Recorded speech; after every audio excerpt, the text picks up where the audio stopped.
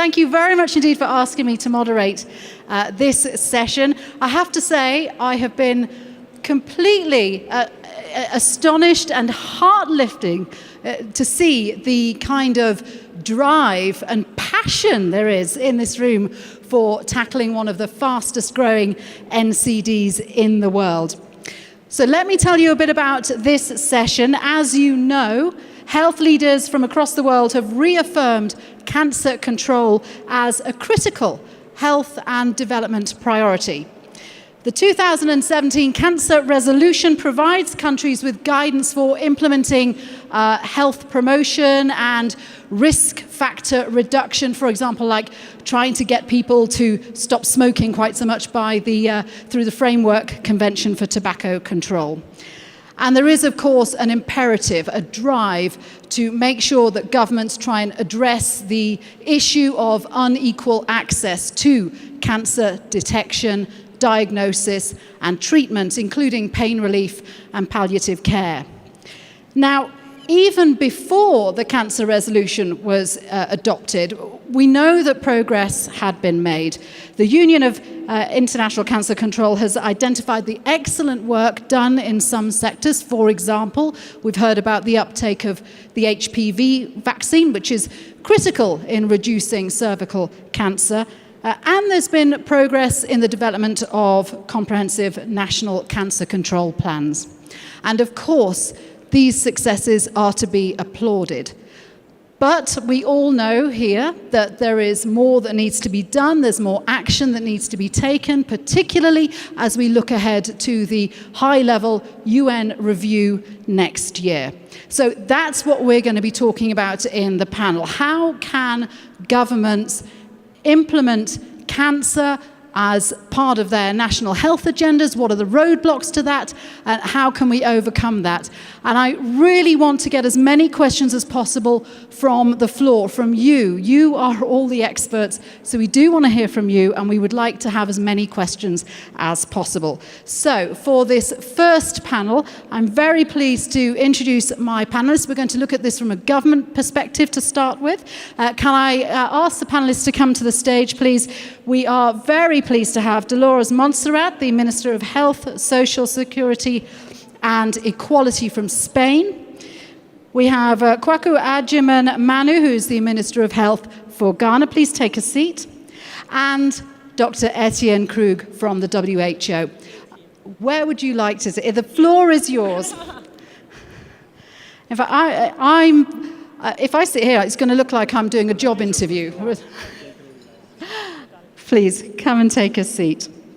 Now, I'm going to ask all our panelists to set up a quick briefing. I'm asking them to speak for 3 or 4 minutes, and I'm respectfully requesting that we keep to time because I'm very keen to get more responses from the audience. So I will put the headset on in just a minute. So I think we're going to start with Minister Montserrat. I'd like to start by asking what Spain is doing about cancer in your country. I need this slide because we don't have.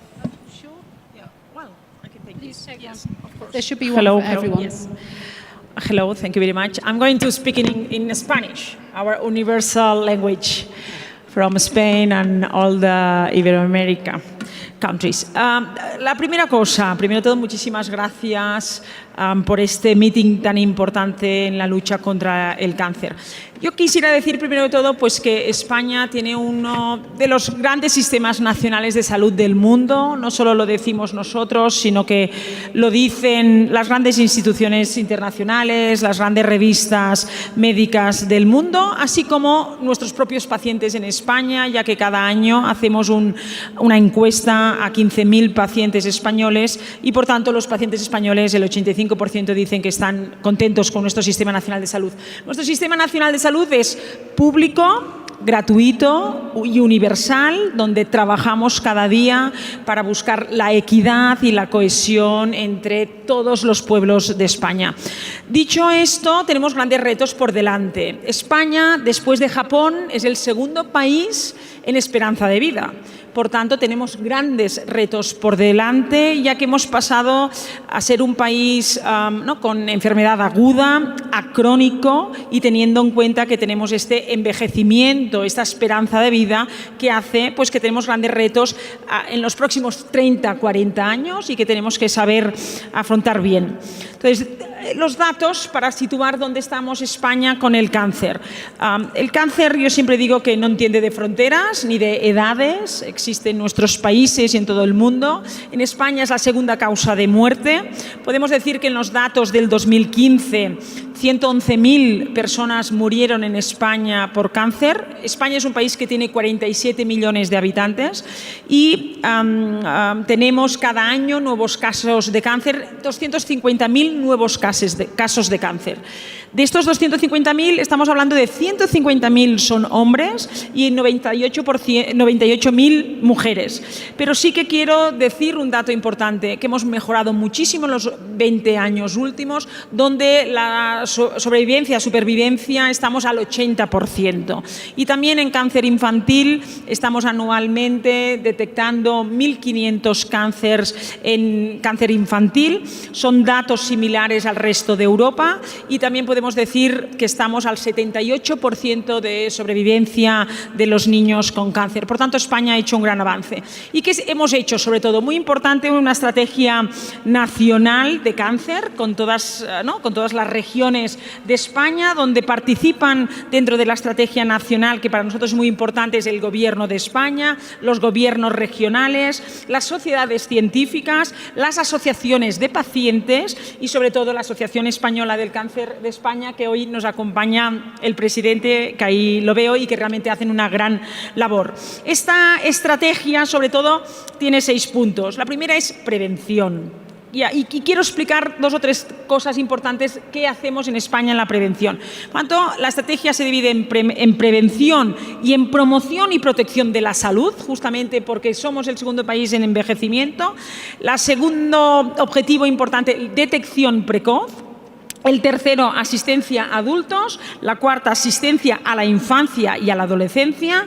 La quinta, cuidados paliativos. Y la sexta, calidad de vida e investigación. Sobre todo, también estamos muy centrados en la investigación. Decir en cuanto a la detección precoz, porque pienso sinceramente que en el mundo tenemos que trabajar mucho en los diagnósticos tempranos, influyen de manera directa en la superación de la enfermedad. Hemos visto antes, el presidente de Uruguay lo decía muy bien, que el 70% de las causas de muerte por cáncer es justamente porque se detectan tarde. Y la segunda, para nosotros también muy importante, que los hábitos de vida saludables previenen entre el 20 y el 25% los casos de cáncer. Por tanto, nosotros en detección precoz hemos establecido en la cartera básica del Sistema Nacional de Salud, que es pública y para todos, hemos introducido cribados de cáncer en la cartera básica, como es el cáncer colorectal, el de mama, el de cérvix y la vacuna del papiloma. Y luego hábitos saludables. Y voy a parar en hábitos saludables porque quiero que podemos ayudar mucho a España, a otros países, lo que estamos haciendo en prevención. Nosotros siempre decimos que la alimentación insana y la inactividad física son 2 importantes factores del cáncer, junto con el alcohol y el tabaco. España hicimos una ley muy valiente contra el tabaco, nos ha funcionado muy bien y ahora estamos trabajando desde nuestro ministerio. Si Dios quiere, el año que viene tendremos el proyecto de ley de una ley de menores sin alcohol. No queremos que los menores de 18 años prueben el alcohol. Muchos países, también en Europa y en el mundo, vemos como los menores de 18 años consumen alcohol, aun cuando en los países esté prohibido. Y nosotros vamos a ser valientes en una ley de menores sin alcohol. Luego, también importante en los hábitos saludables, es que ahora estamos trabajando en bajar un 10% el consumo del azúcar.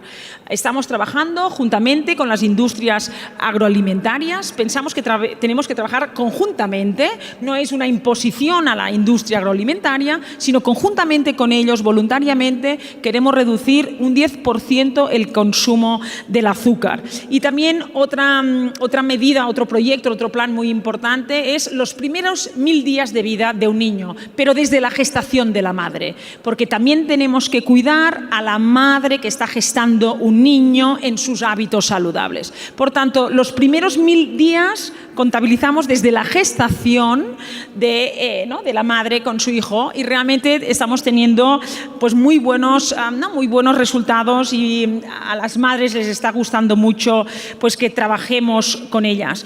Y luego, sobre todo, reducir la publicidad, y termino, reducir la publicidad en los niños sobre todo bebidas azucaradas, comidas grasas saturadas, trans, y esto para nosotros es muy importante porque realmente tenemos que trabajar en la prevención y en los ámbitos saludables desde el inicio de la vida para prevenir el cáncer.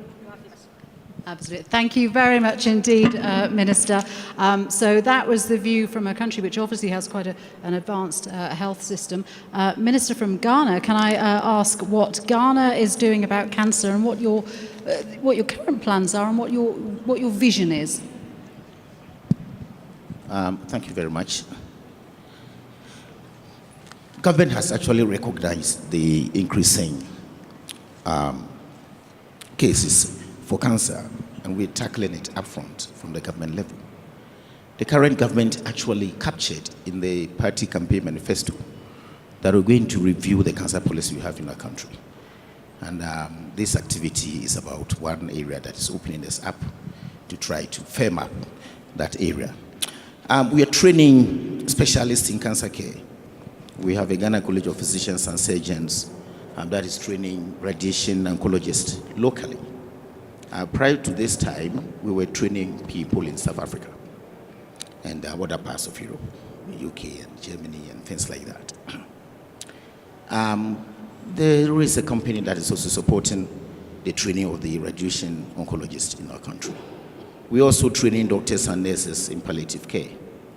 We're training younger people, lower level professionals in health to also be able to do early detection and some level of diagnosis for these cases to be referred. We are working to reduce the price of cancer medicines.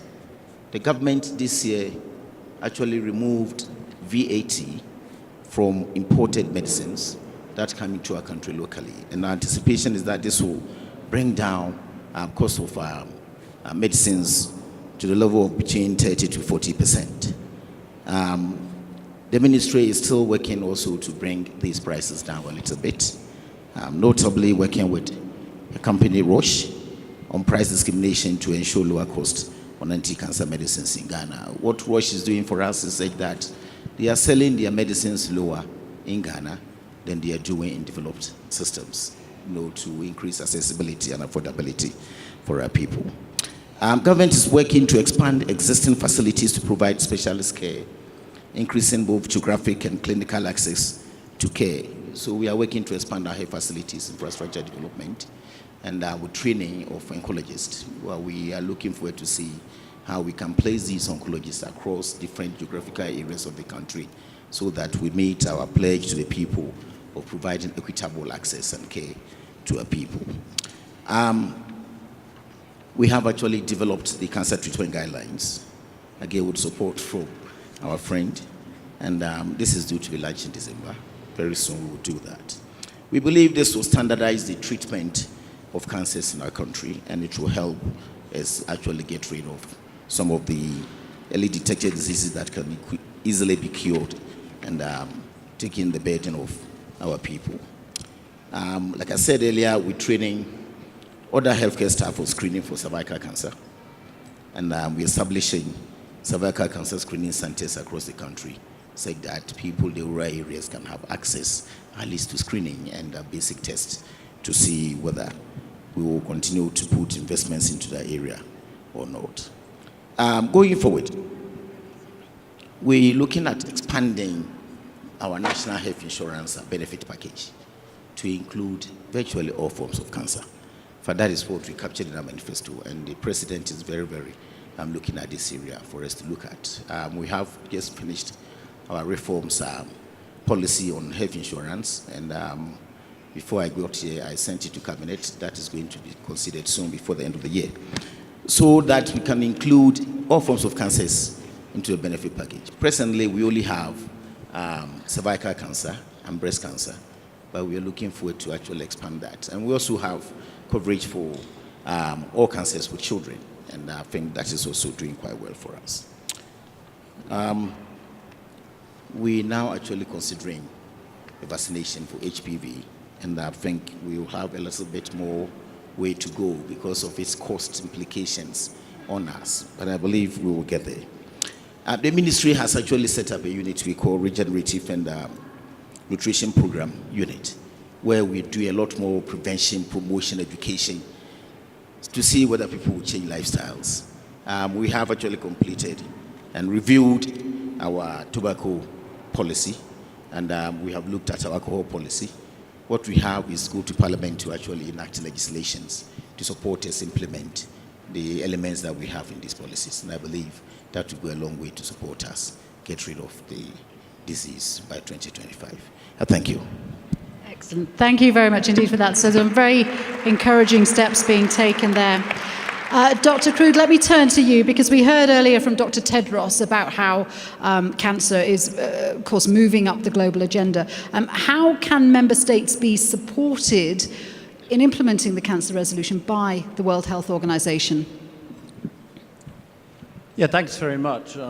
WHO works on all of the issues that Montserrat and Kwaku have just talked about.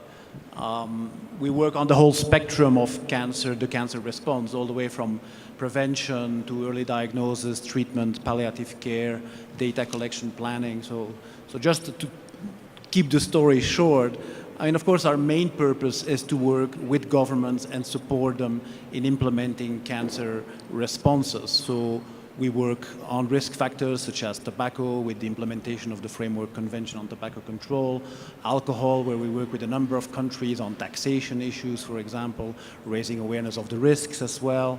We're working on strengthening physical activity plans.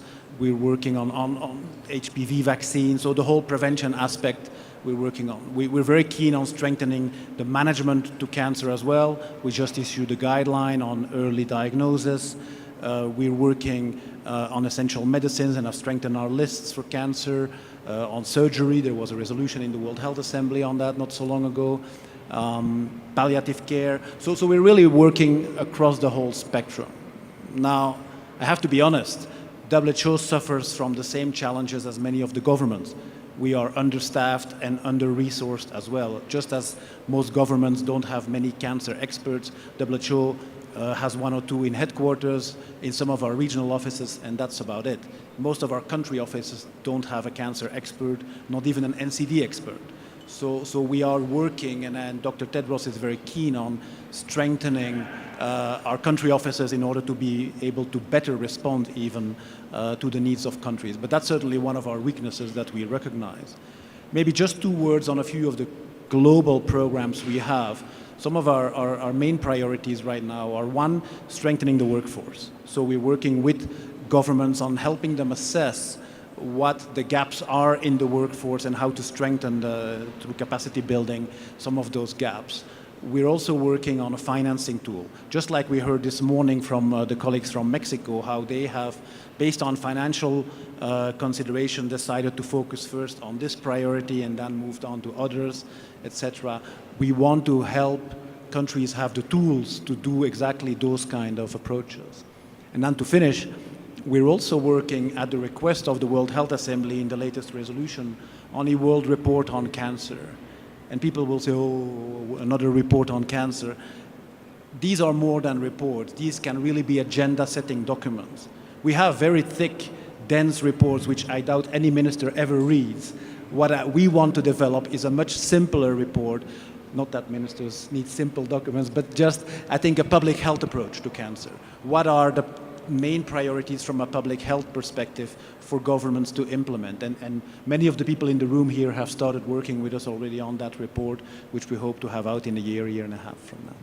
Excellent. Thank you very much indeed. Right, I've got loads of my own questions, but I am going to, for once, keep quiet and see, first of all, if there are any questions from the floor that you want to put to any of our 3 guests. because otherwise I will take over the show. Has anyone got anything to say about one of the things that the Minister raised? Oh, hello, I'm so sorry. Table over there. I assume there is a microphone on its way to you.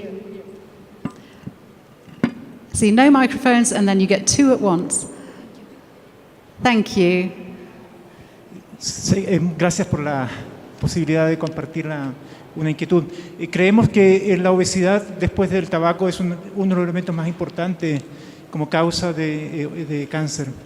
Y para combatir ese problema en Chile se han implementado algunas medidas muy simples.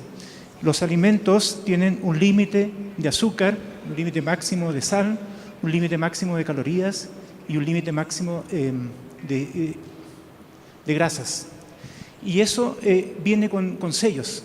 Por lo tanto, los consumidores están atentos, alerta de que esos alimentos pueden ser potencialmente nocivos para la salud. Además, se ha puesto una barrera a la cantidad de sal en pan, y con eso decrecemos la cantidad de consumo de sal, que está relacionado con cáncer gástrico, que es una de las principales causas de muerte en toda Latinoamérica. Por otra parte, en los kioscos, los almacenes pequeños que hay dentro de cada escuela, no está permitido la venta de alimentos que tengan estas características. Y los padres no pueden entregarle a los hijos alimentos de estas características para la pausa. Los niños consumen en la pausa alimentos y estos tienen que ser alimentos sanos. Otra de las medidas implementadas que creo que pueden ser útiles es la que se implementó en Uruguay. Debe haber un límite máximo de los hidratos, las grasas polisaturadas. Y otra medida muy interesante que se implementó en Argentina es que no puede haber un salero en el restaurante, tiene que pedirlo. Son medidas muy simples que nos pueden ayudar a disminuir los cánceres relacionados con la alimentación. That's a great idea. That's a great idea. So the gentleman was talking about policies where we make it legislation to reduce the amount of salt and other harmful substances in foods that we eat. I mean, this is obviously something that Western countries like the UK are trying to do. But that's going to be very difficult to implement or enforce.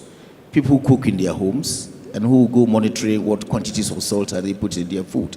It can only work for food items that are sold outside to eat. But these days, by virtue of obesity and education promotion, a lot of us are running away from junk food in the middle of the street. But isn't this one of the easiest things to do? Surely, in terms of all the policies that a government could bring in, legislating over how much No, if you're salt and legislating sugar and you know there right is, from beginning that you cannot enforce that legislation, what is the point? well, how about a public health awareness campaign telling people that it's bad to eat all that stuff? We're all doing that.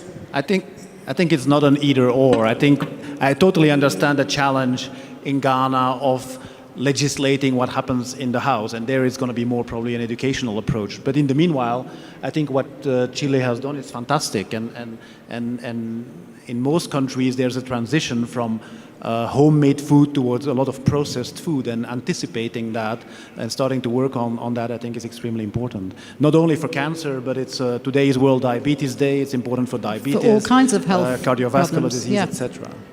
Excellent. Sí, primero de todo, felicitar a Chile. Me ha gustado la medida de que no haya salero en los restaurantes, porque es una medida fácil y realmente con un gran impacto. Nosotros en España también estamos trabajando ahora para el tema de el consumo de los azúcares, pues estudiar la taxación, los impuestos, de hacer quizás una ley que grave a la bebida y a las comidas azucaradas. Así también ayudamos no solo en la prevención, en que los niños no estén cerca, que no tengan acceso a la publicidad de grasas saturadas, de grasas trans, de comidas y bebidas azucaradas. Esto sería en la prevención, lo que es la publicidad. Luego, este impuesto a bebidas azucaradas, que antes lo has comentado, que es muy importante. Y luego medidas tan sencillas como la que comentaba en Chile. Nosotros también ahora estamos haciendo un plan en los comedores escolares. Muy importante ir introduciendo en las escuelas, que en los comedores escolares, pues reducción de azúcar, reducción de sal y comida sana. Y hacemos un plan muy importante de consumo de frutas y verduras. España, por ejemplo, siempre decimos que somos la huerta de Europa y tenemos, ¿no?, la dieta mediterránea, y estamos viendo cómo está incrementando la obesidad, pero sí es cierto, estamos a 14-15% de obesidad infantil y ahora hemos reducido 3 puntos en la obesidad con estas medidas. Por tanto, sí que hay camino para recorrer todos los países en la lucha, ¿no?, y a favor de los hábitos saludables y comer muy sano. Okay, thank you. Another question from the floor? Is that you, Paul? Yes, gentleman at the back there, please. Okay, thank you. My name is Ron CCW Chidebe. I'm the Executive Director of Project Pink Blue from Nigeria. And I'm also one of the UICC Young Leaders and one of the UICC SPAG grantees. So my question actually goes to Dr. Krug. I just wanted to really find out, why is it that the WHO is really not doing sufficient work in the area of NCD and cancer in low and medium income countries, most especially in Nigeria. For instance, the WHO office in Nigeria doesn't even have an NCD desk. What they actually have is a reproductive health desk, which under that reproductive health desk is where cancer issues are really dealt with. And why am I saying this is because our government listens more when they hear like UNICEF says something like 1 in 8 children dies of nutrition. It brings an attention to a particular issue. Same way if WHO brings up a statistic about a disease, it helps to bring attention of the government. And the government will be more willing to invest in that issue. So, sir, I would really want you to share more why that is really not happening enough. And if there is any way civil societies need to help WHO, if there is any way we need to work together to get that to happen. Because the truth as an advocate is NCD and cancer specifically is taking lives of so many people in their Well, prime. let's talk about both. Let's split that up. I'm sure you want to answer why there isn't a desk in Nigeria, but I think it's also a very important question about civil societies getting involved in this. So if you want to take that. Yeah, no, I can only agree. I also find it totally unacceptable that we do not have a stronger NCD presence in all countries, not only Nigeria. It's the same problem in many other countries around the world. This is something we're working on. I think the explanation is partially that we're still working on the presumption of the old model of distribution of diseases, very much infectious disease oriented, which of course, infectious diseases are important and we need to tackle, but we haven't done enough to complement our infectious disease response at the national level with an NCD response, and we're working on that. We want to change that. It does require human and financial resources, and I think there civil society can come in. I think a strong voice from civil society, as well as a strong voice from the ministers when they come to the World Health Assembly, which we're hearing more and more. There is more and more demand for a stronger WHO response on NCD. So it will come. We're doing as fast as we can. I'm the first one to be frustrated with the pace of the slowness of it. But keen to work with you and strengthen that. And in fact, I want to ask both of the ministers about the importance of working with civil society, with multi-sectoral collaborations, because that leads neatly into the next panel that we're going to talk about this. How important is it that the government involves other stakeholders? Ghana's involvement with civil society is very, very high. I've just said to you that we have created a regenerative and regenerative health and nutrition program, the ministry. We do a lot more promotion and education. And on all these things, when we go out on our outreach programs and our database, we try to bring in celebrities. If it's not a big footballer, we bring in a very good singer. Ghanaians like a lot of gospel music created locally. And we use the artists to go through marketplaces to do some of our programs. You know, that is how we get them involved. But there are actually civil society people involved, even in care. And the team that I came with, there is a lady who is an oncologist, virtually a private sector person, who is doing so well for our country. She does her own outreaches. She goes around doing promotion. She goes on radio and television all the times. So we are very much involved. What We about sponsor tapping some up of the them private to sector, look though, at for that. things like the, you were talking about setting up specialist oncology centres and training specialists. Can we not get the private sector involved in that? It looks like there are more private sector oncology centers in the country than public sector facilities. Honestly, they are not that large, but they have the specialists that they need. Some from outside team up with Ghanaian oncologists and providing care. So that is what we have in there. And what about Spain? Sí, gracias. Nosotros estamos colaborando constantemente con ¿no? la industria y el sector privado. Por ejemplo, voy a poner como ejemplo un gran acuerdo que hemos llegado con la industria farmacéutica en España. España, como he dicho, es un sistema público y gratuito y, por tanto, anualmente en medicamentos el gasto farmacéutico asciende a 16.000 millones de euros.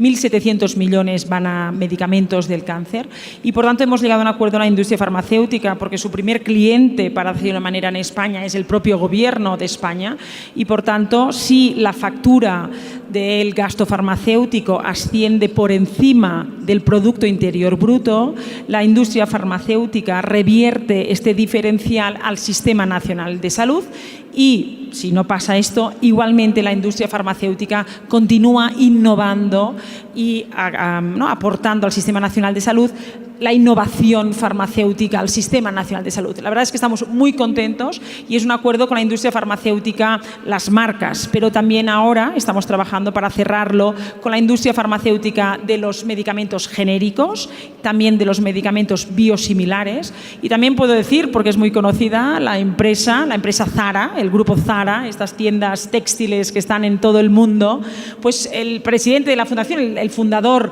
del grupo Zara ha decidido este año, en este 2017, invertir 350 millones de euros en el Sistema Nacional de Salud para remodelar toda la maquinaria oncológica del Sistema Nacional de Salud. Es cierto, todo el mundo lo ha agradecido y estamos orgullosos de ello. Es verdad que un partido político en concreto pues, lo criticó porque decía que esto era la privatización del Sistema Nacional de Salud y pensamos que no lo es porque siempre el Sistema Nacional de Salud de España es muy potente, muy fuerte, pero siempre hemos trabajado mano a mano, codo con la industria farmacéutica, con la sociedad civil, las entidades del tercer sector, como puede ser la Asociación contra el Cáncer Española, con esta fundación como este ejemplo y, por tanto, la investigación en España también nos ayuda muchísimo la parte privada y, por tanto, pensamos que el futuro de la sanidad en el mundo pasa por la colaboración entre el público y el privado. Really good points. I'm so sorry, I'm being given the big red box that says time out. I knew we'd go through that session really, really quickly. That brings us neatly on to our next panel where we're talking to industry representatives and non-state players. But for the moment, I would like to give you a big thank you to the panelists on this first panel, Dolors Montserrat, Kwaku Agyemang-Manu and Dr. Etienne Krug. Thank you very much indeed. Thanks, guys. Right, I'd like to introduce our second panel. The format is going to be exactly the same.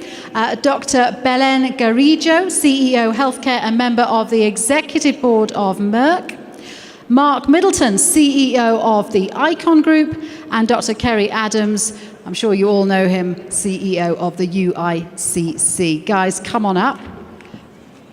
I'm going to switch over to this side.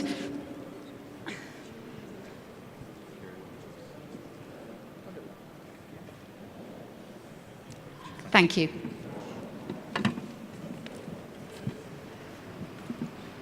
Welcome all. Now, I don't need this because unless you're all suddenly going to break into Spanish, we'll do this in English. Thank you very much indeed. Let me start with you, Belen, because I'd like to get straight in. We were talking about the private sector involvement in healthcare. How critical is the private sector in helping nations implement the cancer resolution? Well, first of all, thank you for having me, and good afternoon, everyone. Well, I believe that the closing of the panel speaking before us has made it very clear that the collaboration between the different sectors is absolutely key, and I have to support that 100%.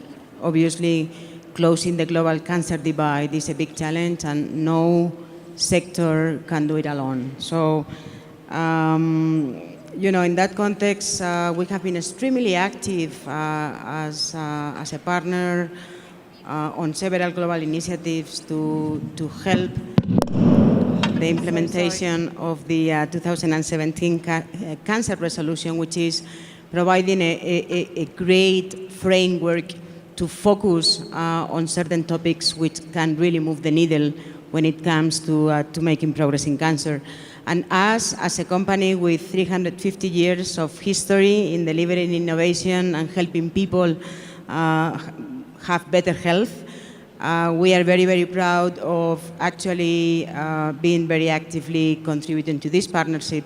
But I would like to start by highlighting what is not always so evident, which is we, as an industry, spend a very significant percentage of our revenues to achieve our mission, which is delivering new and more effective treatment for cancer patients, to improve clinical outcomes, to improve life expectancy, and to improve quality of life. And this is, we are very proud of that. And as I mentioned before, we have been doing this for almost 350 years now at Merck.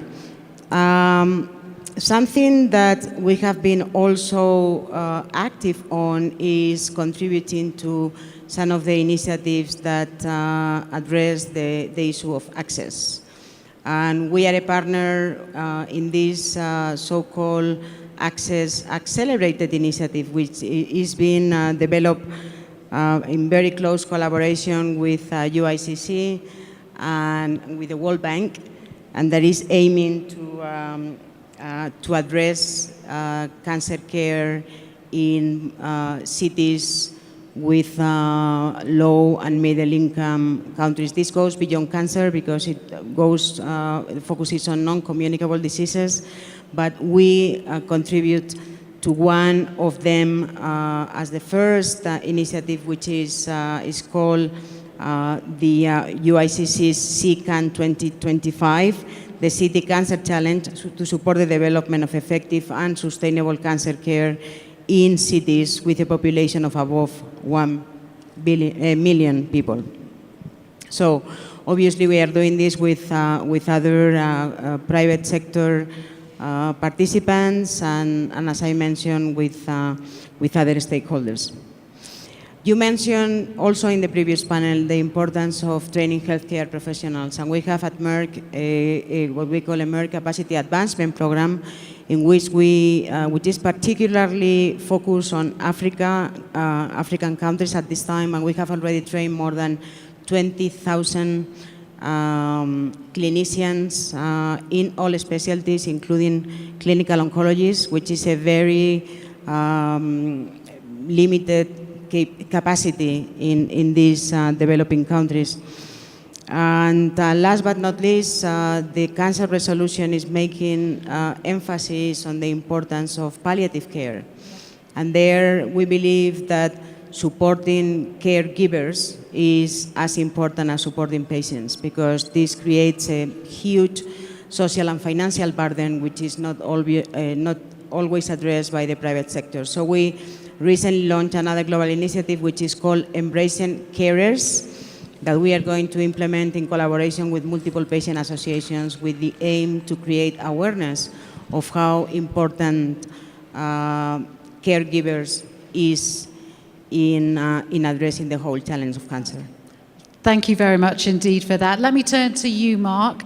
Let's talk about technology and how that can support the development of national cancer services. Yeah, thanks very much, Shiulie. And firstly, thanks to the UICC for the very kind invitation to participate in this very important session. I think we've heard a lot today about the overwhelming cancer burden that we're all facing, and certainly from our perspective and certainly the Australian experience, the embracing of technology and innovation is going to play a major part in how we actually meet that challenge. One thing we all have to take into account is that when we're trying to deliver cancer services across low and middle income countries, we're going to face severe workforce shortages. And that means we've got to find new ways to deliver care. And the way to do that is to harness technology and innovation. So certainly some of the things that we think are going to be very, very important are, what if we could do linear accelerators that were more cost effective? What if we could put linear accelerators into smaller footprints with less shielding, and that they took 4 days to install rather than 4 weeks? What if we could use space in existing hospitals that's currently not being used very effectively? What if we could do all of those things? And the answer is we can. We can now install a linear accelerator in 4 days. Now that's going to be enormously powerful when we have a shortage of medical physicists globally. Now, if you add on to those sorts of capabilities, the capacity to have remote and centralised radiotherapy planning. So to be able to deliver high-end technology to any linear accelerator, no matter where it is located in the world. Because again, that's going to be a way that we can overcome workforce shortages, and that's going to be very, very important. When you add into that technology and innovation as well, such as artificial intelligence, where we're able to automate certain processes and make our clinicians' jobs easier, that's going to be very, very important for the challenge that we face. One thing we've been very, very proactive in doing is building a network. And to build a network, and I'm talking about a network of clinicians and a network of technology, and also another really, really important piece of this is the allied health professionals, medical physicists, radiation therapists, pharmacists, nurses, all of those professions as well are so important to the challenge that we're facing. Now, if we can build a network of those people, we start to remove the requirement of actually physically being in a location where people can support other clinicians across a network, be it with expertise, guidance, mentorship, and all of those things. When we talk about taking cancer care to low and middle income countries where there is not many of those professionals, many of them can feel professionally isolated. And if we're able to build a network to actually bring people together, to share expertise and to harness technology, that's going to be very, very important. The other thing I would say as well, we need to embrace telemedicine. That's part of that. We need to be able to communicate with colleagues no matter where they are. That's going to be essential in terms of taking care closer to where people are located. And of course, if we can do these things remotely with radiotherapy, we can also do them with chemotherapy in terms of education and training. And the last thing I'd like to say on this, Shiulie, is you can have all the greatest technology, you can have all the greatest innovation, but you also need great people. And we need to harness technology to deliver excellent training for those people. Excellent points. Thank you very much indeed, Mark. And Kerry, if I can turn to you, how is the UICC going to help countries achieve the cancer resolution? Well, first of all, let me just talk about the cancer resolution itself and what Etienne said earlier. Etienne said there's a lack of resource in WHO and regional offices, so UICC in Geneva has been working with Etienne and his team for the last 2 years to help fill those gaps with volunteers from all around the world. And if I just draw on one example with the essential medicines list, which has grown significantly in the last couple of years, a lot of that work was done by people in this room and people around the world who committed to get that list up to a level so that when member states, countries go to WHO and say, what drugs should we have in our country, what medicines should we have, then the list is up to date and a continual process of refreshment is there. And that's a great example of partnership between WHO and civil society to give help and support to countries around the world who want to know what they should be delivering. So that's one example. The second thing is that although we think of UICC possibly being in Geneva, in this room we have UICC. There are some 80 countries represented here, and the majority of the people here are members of UICC, and that is not a passive membership, it's an active membership. And we engage with them through these events and also by pulling together, for example, advocates to say how can we work in a coordinated fashion to ensure that governments, one, understand the obligations they have, because we have found out, as was referred to earlier, they may have not the information, but there's no action or understanding of that information. But secondly, what can local NGOs, cancer organisations and the NCD alliances do to help and work with those governments who have deficiencies in resource, who don't have the budget, but maybe need the support of the local NGO community, the civil society, to make things happen across the spectrum of cancer control, whether that be tobacco control, or it could be detection, screening, and it could even be in treatment. So I think the civil society is fully integrated in the whole of the health challenge of cancer at a global level, working with WHO, at a national level, working with governments, and as many of the cancer organisations do in this room, working directly with the patient, working directly with community, working directly with all sorts of organisations or partly with other organisations, just to raise the temperature and understanding of NCDs and cancer. Excellent. Thank you very much. Now, I know that we have lots of industry people in here today. So, who would like to kick off? Any questions or observations about private sector involvement, overseeing, monitoring, evaluation, value for money, that kind of thing? Anyone got any questions?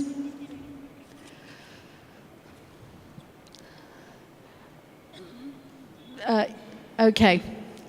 Gentleman over here. I'm Dr. Grover. I'm from New Delhi, India. I'm not from industry. I'm a clinical oncologist, so my concern for the patient is there.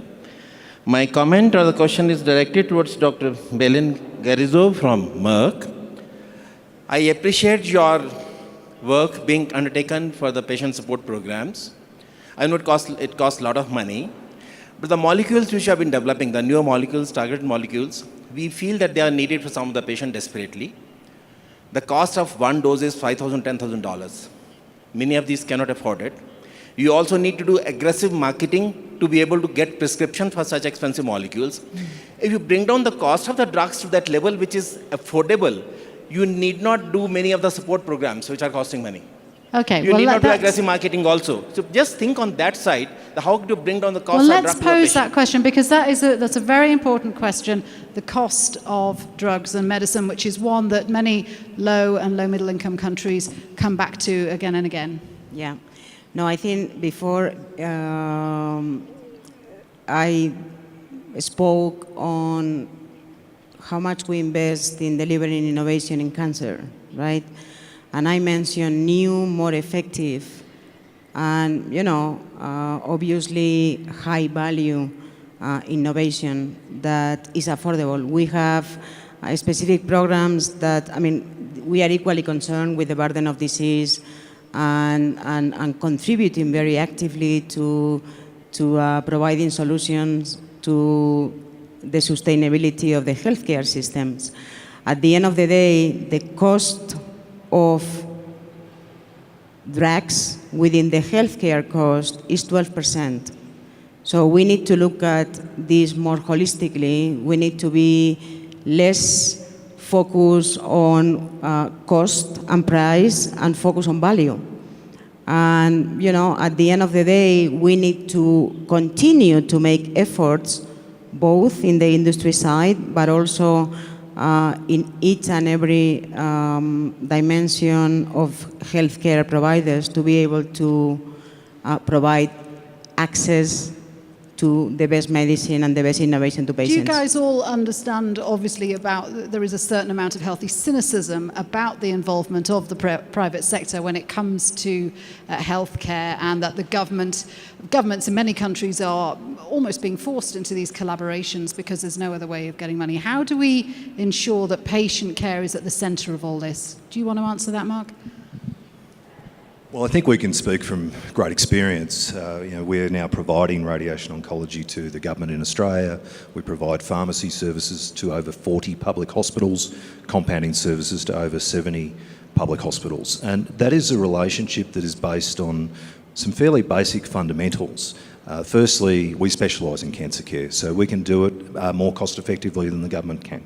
They save money by partnering with us to deliver those services. The other aspect I would make too is that if with the private sector involvement, we need to be held to account, which means we need to have robust KPIs around performance and penalties if we don't reach those performance benchmarks. And I think that's really, really important.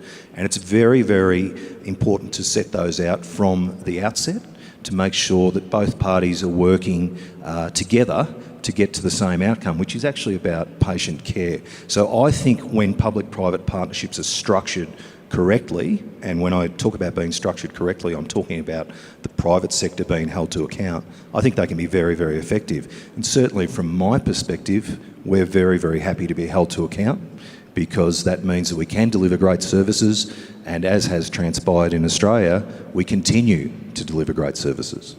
And I think that kind of transparency and public scrutiny is very important. And it is, after all, one of the Sustainable Development Goals to develop collaborations and a multi-sectoral approach, isn't it? Absolutely. I think we have plenty of examples already, and not only on some of the ones I mentioned before, Access Accelerated and others, but, you know, I think last week, we announced a very highly innovative agreement with the NHS in England, which is based on a risk mitigation approach in which we, in a way, share the risk with the government on certain, this is not in cancer, but it's perfectly applicable to cancer options, that at the end is a win-win for the patient, is a win-win for the industry and for the government. You know, and it's not based on price, but it's based on outcome guarantees or risk-sharing approaches. And, you know, I think we have to continuously find more creative ways to find solutions and not only focus on cost or price. Okay, lovely. Right, any more questions from the floor? Guys, anyone behind me? Oh, you've all had too much lunch and not enough coffee. Yes.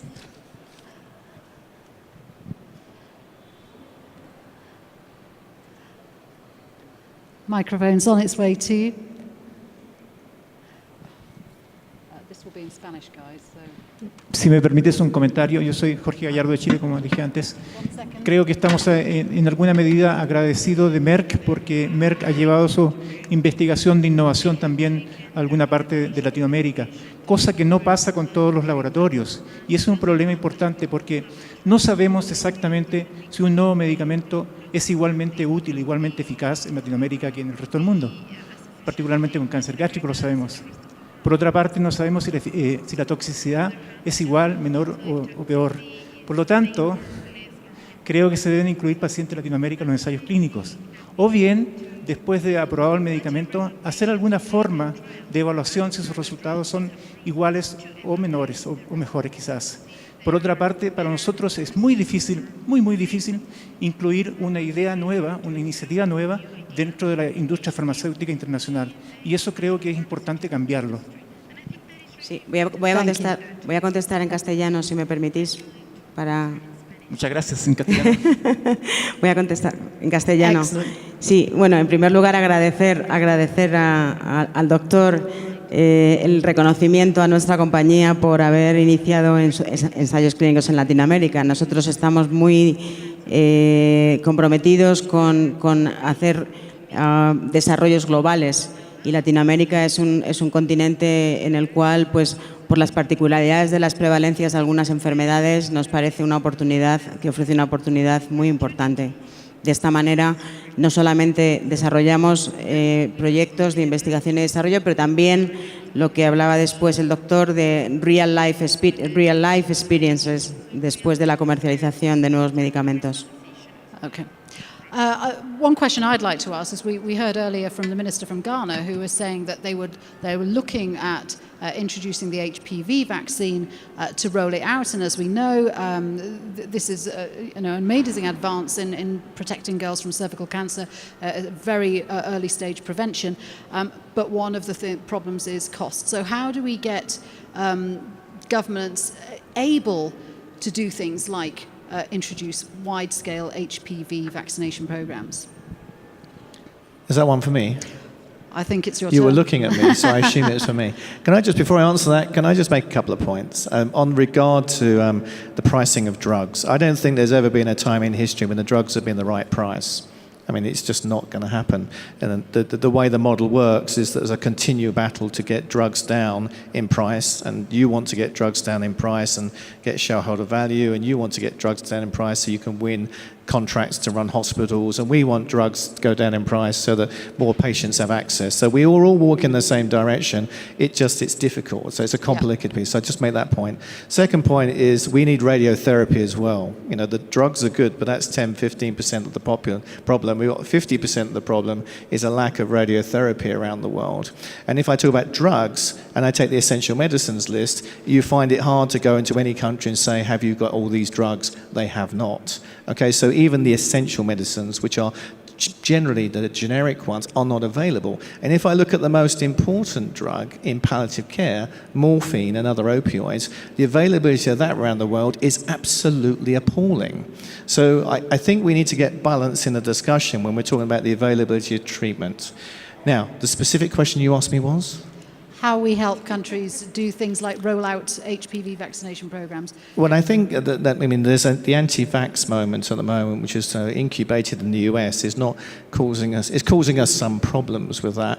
But I think HPV, if you look at the pricing of HPV over the last 10 years, I couldn't quote the numbers, but they are significantly lower now than they were 10 years ago. The trajectory is in the right direction. We are reliant on companies to have the stock available for the volume that we need to address. And country by country, I accept that there is going to be some countries where the budget is not available, but the trajectory is in the right direction. I think there's a moral obligation to get HPV out, because cervical cancer is about the only cancer we have where we can prevent it, we can detect it early, and we can treat it. So if in the spirit of what our Mexican gentleman, friend was saying earlier, we can do something about that disease, that specific cancer. Let's get our shoulders behind it and make it happen around the world. And just on the subject of radiotherapy machines like that, we know that that kind of machinery costs millions when you take into account supplies and trained personnel. How do we make that within reach of low and low-middle income countries? Well, I think we've got to get better at negotiating with the vendors. And I think one thing that I've certainly learnt throughout my career is with size comes negotiating power. So we need to be able to help governments in terms of negotiating for linear accelerators. We need to be putting governments into positions where they're not just buying one or two linear accelerators, they're buying a fleet of linear accelerators to solve the challenges they're facing, because that is going to bring down the pricing. What I will say is that there is new technology coming and the pricing is coming down. I think there is a real recognition by both of the radiotherapy hardware and software vendors that if we're going to solve this problem together, we need to make sure that linear accelerator is more affordable. So I think we're going to see more and more, as I talked about, smaller linear accelerators, faster linear accelerators, more cost-effective linear accelerators, because that's what we actually need to solve this challenge. And I was speaking to Dr. May from the IAEA yesterday. I don't know if she's still here, but talking about how in the long term, the cost of that machinery is offset by the long-term health, the money you save, because you then don't need some really expensive intervention at a later date. Absolutely. I mean, radiotherapy is about the capital costs, and I think Kerry alluded to it very well. It's a very, very effective form of treatment, and once you have actually outlaid the capital, it's a very cost-effective form of treatment because the machines do last for 7 to 10 years. So it is very cost-effective, and once they are installed, they can operate for a long, long time. And you also have the opportunity to upgrade software, to upgrade hardware. So you have a platform that you can build upon. And that is a very, very important point. Yes, the capital is expensive, but we can work together to solve that problem because it is such a cost-effective and, most importantly, such an effective form of treatment for patients. Now, radiotherapy is responsible for 40% of cancer cures, and 1 in 2 people with cancer would benefit from radiotherapy. Now, clearly, we're not getting anywhere near that benchmark, and we've got a lot of work to do to get there. Okay, lovely. Last comment to you? Did you have something to add to that? You looked as though you wanted to take the microphone. I think, no, I think you're nothing to add to that. Okay. Guys, thank you very much indeed. It's been a pleasure to speak with you all. Dr. Kerry Adams, Dr. Belen, Garijo, and Mark Middleton. Thank you very much indeed. And I'm going to thank you very much indeed for your questions, your points, your observations. Great to hear. We're going to take a break now for coffee. Please be back at 4:30. Enjoy the break. Thank you.